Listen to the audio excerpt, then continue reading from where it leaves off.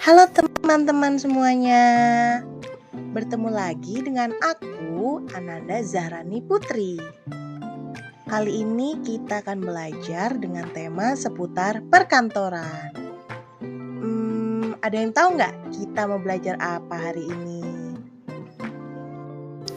Sebelumnya, apa yang kalian pikirkan apabila mendengarkan kata sekretaris? Kerja di kantor, atau asisten pimpinan, atau petugas surat menyurat? Itu semua benar teman-teman. Sekretaris berasal dari kata Latin secretum yang berarti rahasia. Artinya sekretaris ini bertugas memegang rahasia perusahaan dan juga pribadi. Sekretaris juga merupakan orang yang punya keahlian dalam masalah perkantoran dan dapat menunjukkan kemampuannya nih dalam melaksanakan tanggung jawab untuk mengambil keputusan sesuai dengan wewenang yang diberikan. Selanjutnya ada ruang lingkup dari sekretaris. Yang pertama itu ada organisasi, manajemen, komunikasi dan informasi, personalia, finansial, relasi publik, tata pimpinan, dan juga tata humas. Ada yang tahu nggak teman-teman, fungsi sekretaris itu apa aja sih? Ya udah deh, sini aku spill ya fungsinya ada apa aja. Fungsi sekretaris yang pertama itu ada mempersiapkan acara pimpinan. Sekretaris ini harus inisiatif dan kemampuannya membuat time schedule yang rinci setiap acara pimpinan. Lalu yang kedua itu ada mempersiapkan keperluan rapat. Sekretaris itu menyiapkan surat undangan, lokasi, acara, dan bahan rapat yang diperlukan pimpinan. Selain itu, sekretaris bertindak sebagai notulis. Fungsi yang ketiga itu ada korespondensi.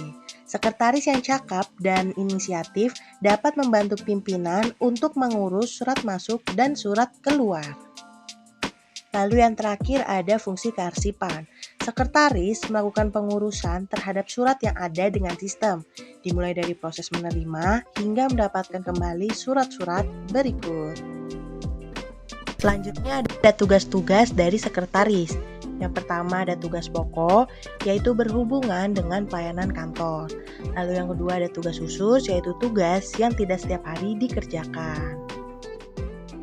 Tugas pokok sekretaris yang pertama itu meringankan pimpinan seperti menerima dikte dan lain-lain, lalu menyelenggarakan warkat dan membuat konsep surat serta laporan, mengurus masalah pengetikan dan juga laporan, dan yang terakhir mencari informasi dan berkomunikasi.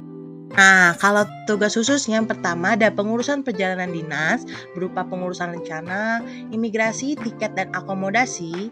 Lalu ada pengurusan kas kecil seperti membeli bunga, memesan minuman, ongkos parkir, dan keperluan sehari-hari.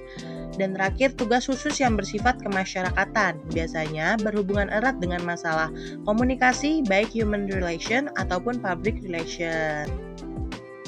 Kalau tanggung jawab sekretaris, yang pertama ada personal responsibility.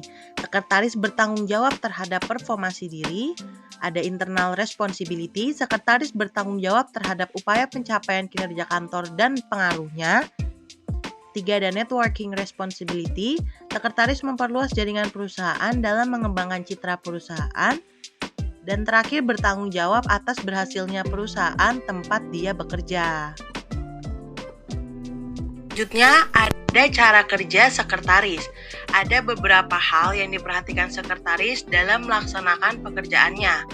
Pertama ada accuracy, artinya sekretaris harus punya sifat teliti dan hati-hati. Kedua ada good judgment, artinya sekretaris melakukan tindakan hendaknya mempertimbangkan terlebih dahulu. Terakhir ada follow through, artinya sekretaris dapat menyempurnakan dengan baik pokok masalah yang diberikan pimpinan. Sampai sini, teman-teman tentu sudah paham kan ya? Setelah ini, masih ada satu pembahasan lagi yang menarik juga loh teman-teman. Tonton sampai selesai ya teman-teman, sambil temenin aku, kita belajar sama-sama. Nah, bahasanya tentang do and don't dalam meningkatkan skill sekretaris. Kira-kira apa saja yang boleh dan tidak boleh dilakukan sekretaris ya dalam meningkatkan skillnya? hal yang boleh dilakukan sekretaris. Yang pertama itu berpikir positif, konstruktif, dan efisien. Kedua, cepat tanggap terhadap perubahan dan perkembangan teknologi perkantoran. Ketiga, bekerja efisien dan sistematis. Keempat, tepat waktu dan piawai mengelola waktu kerja yang ada. Kelima, berusaha menciptakan dan memperbaiki kepribadian yang baik. Dan yang keenam, membangun hubungan baik dengan setiap orang. Hal yang tidak boleh dilakukan sekretaris dalam meningkatkan skillnya. Yang pertama, berpikir negatif. Kedua, antipati dan menganggap munculnya teknologi baru di bidang perkantoran sebagai suatu saingan.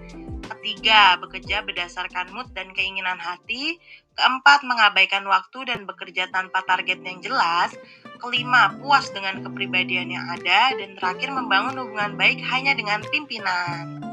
Sampai di sini materi yang bisa aku sampaikan tentang sekretaris, mulai dari pengertian hingga hal yang diperhatikan dalam meningkatkan skill sekretarisnya. Semoga dapat dipahami dan bermanfaat bagi teman-teman semua ya. Aku Ananda pamit undur diri. Dadah, sampai bertemu di pembahasan selanjutnya.